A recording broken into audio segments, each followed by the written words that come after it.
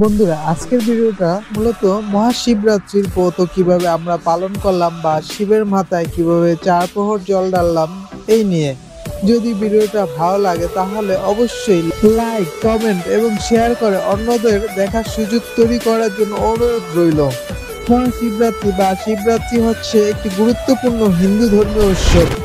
এই মহাশিবরাত্রি ফাল্গুন মাসের কৃষ্ণপক্ষের চতুর্দশী তিথিতে পালিত।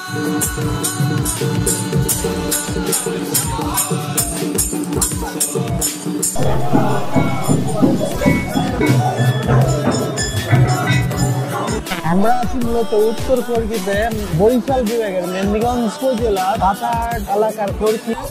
মহাশিবরাত্রি হলো সনাতন ধর্মাবলম্বীদের আরাধ্য দেবাদিদেব মহাদেবের শিবের মহারাত্রি।